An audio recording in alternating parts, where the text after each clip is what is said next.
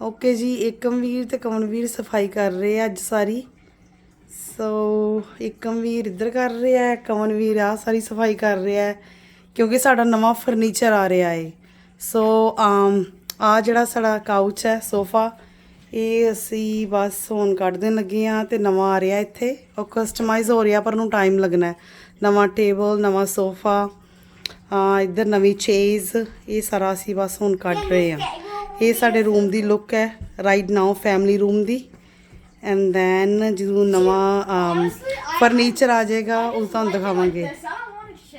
ਆਈ ਨੋ ਮੇਰਾ ਵੀ ਨਹੀਂ ਚੇਂਜ ਕਰਨ ਦਾ ਦਿਲ ਕਰਦਾ, ਪਰ ਹੁਣ ਕਾਫੀ ਦੇਰ ਹੋ ਗਈ ਹੈ। ਸੋ ਅਸੀਂ ਕਿਹਾ ਕਿ ਥੋੜੀ ਜਿਹੀ ਚੇਂਜ ਵਾਸਤੇ ਅਸੀਂ ਉਹਨਾਂ ਚੇਂਜ ਕਰ ਦਈਏ ਫਰਨੀਚਰ। ਅਮਨਵੀਰ ਵਿਚਾਰਾ ਇੱਕ ਕੰਧਾ ਕੁੰਧਾ ਸਾਰੀਆਂ ਸਾਫ਼ ਕਰਦਾ ਪਿਆ ਹੁਣ।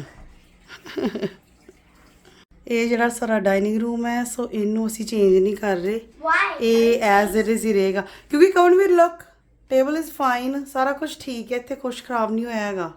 ਸੋ ਇਹ ਅਸੀਂ ਇਦਾਂ ਹੀ ਰੱਖਣਾ ਹੈ।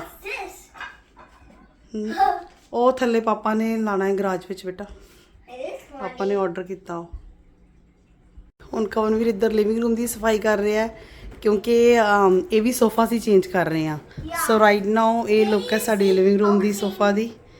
ਸੋ ਇਹ ਵੀ ਇੰਨਾ ਖ਼ਰਾਬ ਨਹੀਂ ਹੋਇਆ ਸੀ, ਲੈਂਦੇ ਸੀ ਫੈਮਿਲੀ ਰੂਮ ਦਾ ਗਏ ਸੀ ਤੇ ਫਿਰ ਸਾਨੂੰ ਵਧੀਆ ਡੀਲ ਮਿਲ ਗਈ, ਅਸੀਂ ਫਿਰ ਸਾਰਾ ਫਰਨੀਚਰ ਚੇਂਜ ਕਰਤਾ ਥੱਲੇ ਫਰਸਟ ਫਲੋਰ ਦਾ। ਸੋ ਆ ਸੋਫਾ ਰਾਈਟ ਨਾਓ ਇੱਦਾਂ ਤੇ ਤੁਹਾਨੂੰ ਨਿਊ ਲੁੱਕ ਵੀ ਦਿਖਾਵਾਂਗੇ ਜਦੋਂ ਹੁਣ ਫਰਨੀਚਰ ਆ ਗਿਆ ਸਾਡਾ ਨਵਾਂ। ਇਹ ਜਿਹੜਾ ਸਾਡਾ ਮਿਨੀ ਡਾਈਨਿੰਗ ਏਰੀਆ ਇਹ ਵੀ ਚੇਂਜ ਹੋ ਰਿਹਾ ਹੈ। ਚੇਅਰਸ ਸੇਮ ਹੀ ਰਹਿਣਗੀਆਂ ਬਟ ਟੇਬਲ ਅਸੀਂ ਚੇਂਜ ਕਰ ਦਿੱਤਾ ਹੈ। ਇੱਥੇ ਹੁਣ ਉੱਪਰ ਅਸੀਂ ਕਵਰ ਚੜਾਇਆ, ਵੈਸੇ ਥੱਲੇ ਇੱਥੇ ਬਲੈਕ ਟੇਬਲ ਹੈ। ਸੋ ਹੁਣ ਜਿਹੜਾ ਅਸੀਂ ਨਵਾਂ ਲਿਆ ਹੈ ਉਹ ਹੈ white, I mean glass clear table. So right now ਸਾਡਾ ਟੇਬਲ ਹੈ ਤੇ ਬਲੈਕ ਟੇਬਲ। ਇਹ ਵੀ ਖਰਾਬ ਤਾਂ ਨਹੀਂ ਹੋਇਆ but just few scratches here and there, ਤੇ ਇਹਨੂੰ ਵੀ ਅਸੀਂ ਹੁਣ ਬਸ ਚੇਂਜ ਕਰ ਰਹੇ ਹਾਂ ਅੱਜ।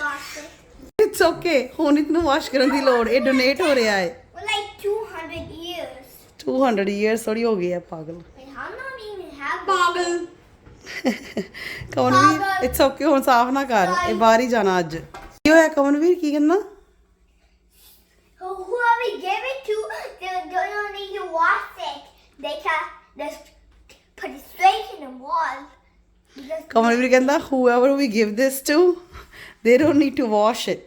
ਕਮਲਵੀਰ ਪੰਜਾਬੀ ਕਿਹਾ ਉਹਨਾਂ ਨੂੰ ਸਾਫ਼ ਨਹੀਂ ਕਰਨਾ ਪੈਣਾ, ਜਿਹਨੂੰ ਵੀ ਦੇਵਾਂਗੇ ਅਸੀਂ ਕਿਸੇ ਨੂੰ ਦੇਣਾ ਨਹੀਂ ਹੈਗਾ, ਬਸ ਡੋਨੇਟ ਕਰ ਦੇਣਾ। So hopefully some random person will get a clean black table. Yeah. Ma, can we go to Barnes and Noble? ਨਹੀਂ, Why? ਕਿਉਂਕਿ ਅਸੀਂ ਹੁਣੀ ਘੁੰਮ ਕੇ ਆਏ ਆ ਤੇ ਹੁਣ ਸਾਡਾ ਅੱਜ ਫਰਨੀਚਰ ਆਣਾ ਹੈ, ਬਹੁਤ ਕੰਮ ਕਰਨ ਵਾਲੇ ਆ, ਅਸੀਂ ਨਹੀਂ ਕਰ ਸਕਦੇ। ਹੁਣ ਇੱਥੇ ਆ ਸੋਫਾ ਕੱਢ ਕੇ ਬਾਹਰ ਰੱਖ ਰਹੇ ਆ ਤੇ ਮੇਰਾ ਦਿਲ ਕੱਟ ਰਿਹਾ ਹੈ। ਚਲੋ ਜੀ, ਇੱਥੋਂ ਮੇਰਾ ਸੋਫਾ ਚੱਕ ਕੇ ਲੈ ਕੇ ਆਏ ਹੁਣ ਤੇ ਤਿਆਰੀ ਕਰ ਰਹੇ ਆ ਡਿਲੀਵਰੀ ਆਉਣ ਦੀ। ਹੁਣ ਅਗਲੀ ਵਾਰੀ ਆਣੀ ਹੈ ਵਿਚਾਰੇ ਟੇਬਲ ਦੀ।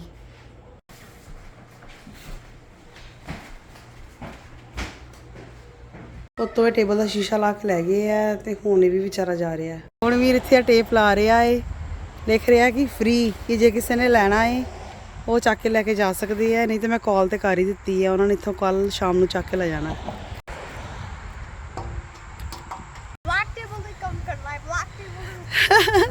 ਇੱਕ ਵੀਰ ਕਹਿੰਦਾ ਮੰਮਾ ਉਹਨੇ ਸਾਰਾ ਕੱਢਦੇ ਪਏ ਸਮਾਨ ਤੇ ਤੂੰ ਕਹਿੰਦੀ ਸੀ ਬਲੈਕ ਟੇਬਲ ਤੇ ਬੈਠ ਕੇ ਪੜ੍ਹਾਈ ਕਰਨੀ ਹੈ, ਬਲੈਕ ਟੇਬਲ ਤੇ ਬੈਠ ਕੇ ਕੰਮ ਕਰਨਾ ਹੈ। ਇੱਕ ਵੀਰ ਬਲੈਕ ਟੇਬਲ ਜਾ ਰਿਹਾ ਹੈ ਹੁਣ ਤੇ ਕਲੀਅਰ ਟੇਬਲ ਆ ਰਿਹਾ, ਹੁਣ ਮੈਂ ਕਹਿਣਾ ਉਹ ਵਾਲੇ ਕਲੀਅਰ ਟੇਬਲ ਤੇ ਇੱਕ ਵੀਰ ਬੈਠੋ ਤੇ ਉੱਥੇ ਬੈਠ ਕੇ ਪੜ੍ਹਾਈ ਕਰਨੀ ਹੈ। ਸਾਰੇ ਇਹਨਾਂ ਨੇ ਸੋਫਾ ਕੱਢ ਦਿੱਤਾ ਹੈ, ਹੁਣ ਸਫਾਈ ਹੋ ਗਈ ਹੈ ਐਂਡ ਬਸ ਕੱਲ ਜਦੋਂ ਆਏਗਾ ਨਵਾਂ ਫਰਨੀਚਰ ਫਿਰ ਇੱਥੇ ਰੱਖ ਦਾਂਗੇ। ਹਾਂਜੀ, ਅੱਜ ਅਸੀਂ ਇੱਥੇ ਰਾਣੂ ਦੇ ਘਰ ਆਏ ਹਾਂ ਡਿਨਰ ਵਾਸਤੇ। ਰਾਣੂ ਸਾਨੂੰ ਰੋਜ਼ ਹੀ ਬੁਲਾ ਲੈਂਦੀ ਹੈ। ਕੀ ਹੁਣ ਅਸੀਂ ਬਾਹਰ ਬੈਠੀਏ ਕਿੱਥੇ? ਜਿੱਥੇ ਮਰਜ਼ੀ ਬੈਠ ਜਾਓ। आज कर दो मम्मा ने कहा मैं फिक्स कर दूं। ਇੱਧਰ ਆ, ਮੈਂ ਫਿਕਸ ਕਰਦੀ ਹਾਂ। ਨਹੀਂ